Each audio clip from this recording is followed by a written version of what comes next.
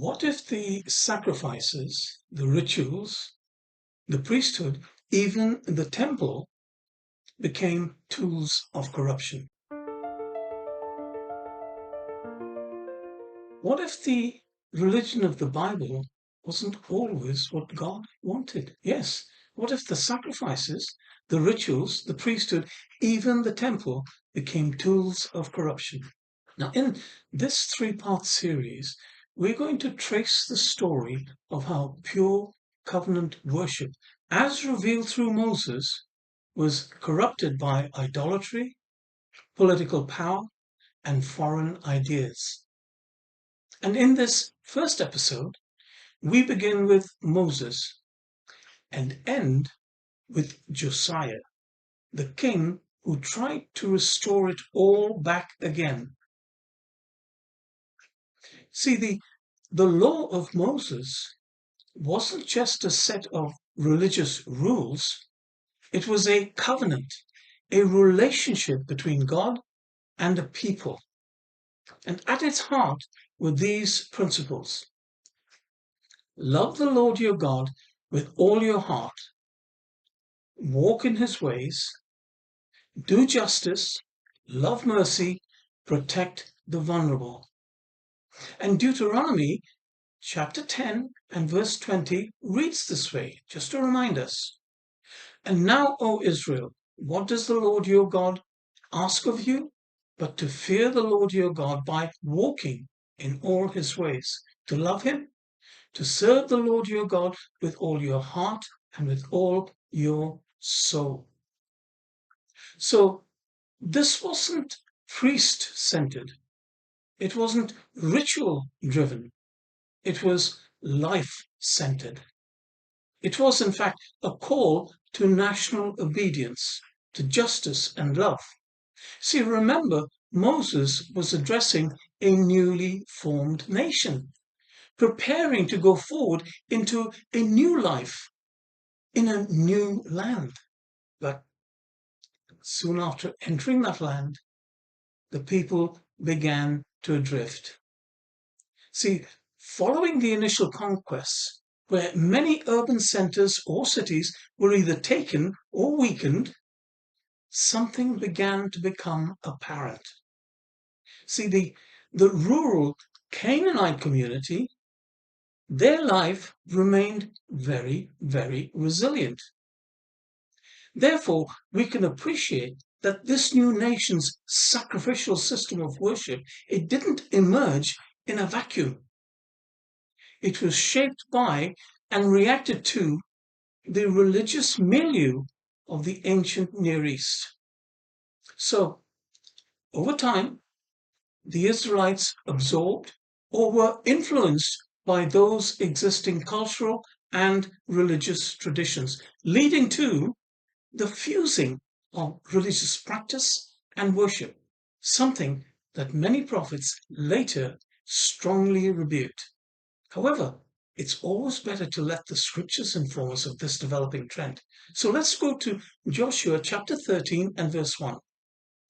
Now, Joshua was old and well along in years, and the Lord said to him, You are old and well along in years, but very much of the land remains to be possessed.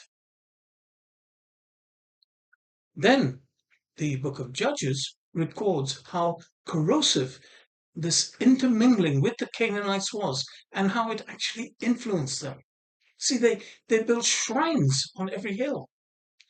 Now, that was a Canaanite practice to the worship of local gods. They mingled their god Jehovah with the Baals. Again, let's find confirmation of that in Scripture, Judges chapter 2 and verses 11 through to 13. And the Israelites did evil in the sight of the Lord and served the Baals. Thus they forsook the Lord, the God of their fathers, and who had brought them out of the land of Egypt, and they followed after various gods of the peoples around them. They bowed down to them and provoked the Lord to anger, for they forsook him and served the Baal and the Asherah images. And sadly, it didn't end there. Even kings like Solomon, influenced by foreign wives, erected idols within the site of Jerusalem. Again, do we want confirmation? Of course we do. We're Bible students. Judges 3, verses 5 and 6. Thus the Israelites continued to live among the Canaanites, Hittites, the Amorites, the Perizzites, the Hivites, the Jebusites, and they took the daughters of these people in marriage, gave their own daughters to their sons, and served their gods.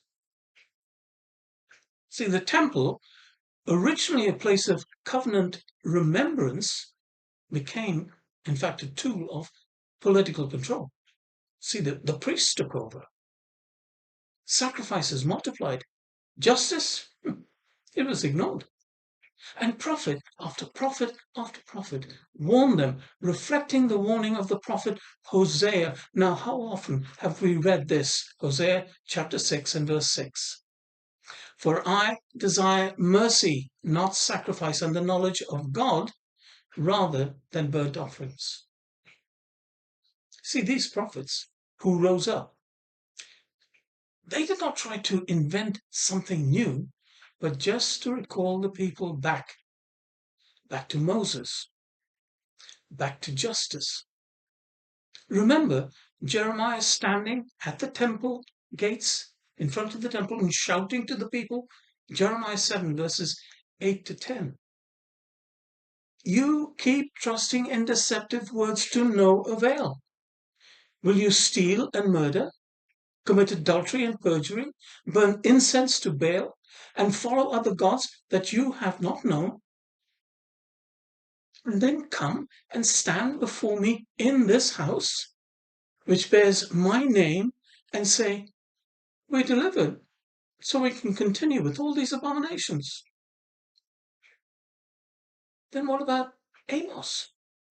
Now, Amos was the older contemporary of Hosea and Isaiah and was active around 762 down to 755 BCE, preaching in the northern kingdom of Israel.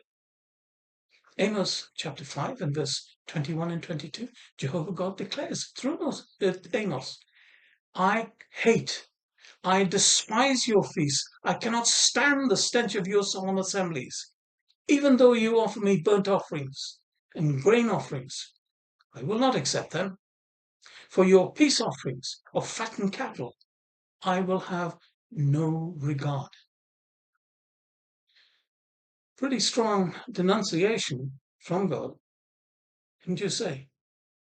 See, the time gap now between Amos and Hosea and Jeremiah was about 130 years. So the message was clear, and it was repeated over and over. See, God had not changed, but his people had.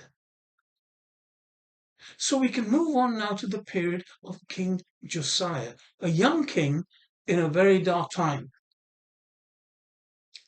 What do we find?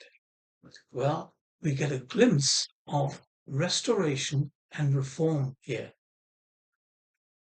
During temple repairs, a priest found a scroll. Now, this appears to be an early form of what we have today as the book of Deuteronomy. Now, when this scroll was read to King Josiah, he tore his clothes and said, we have disobeyed everything. And he set about correcting matters. Yes, he destroyed the idols, he cleansed the land, and he called the people back to the covenant relationship. So for a brief period of time, the nation remembered what worship was meant to be, not sacrifice without obedience, but obedience from the heart.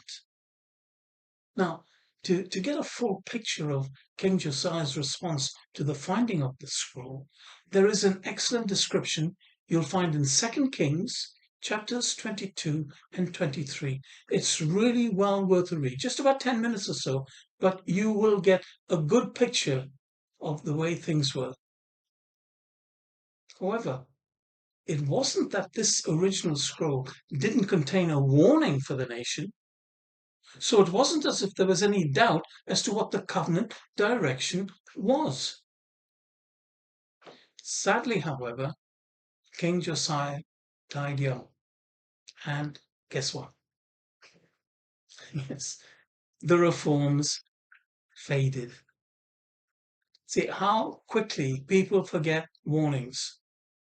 And the warnings were clearly there before them on the plains of Moab, even before they entered the land of promise. Again, let Scripture inform us. If we go to Deuteronomy chapter 12 and verses 29 through to 31, we read this. When the Lord your God cuts off for you the nations you are entering to dispossess, and you drive them out and live in their land, be careful not to be ensnared by their ways after they have been destroyed before you. Do not inquire about their gods, asking, how do these nations serve their gods? I will do likewise. You must not worship the Lord your God in this way. Following Josiah's early death, sadly, his sons reversed course. The priests, they returned to power. The people hardened their hearts, and just as the prophets warned, judgment came and Babylon invaded.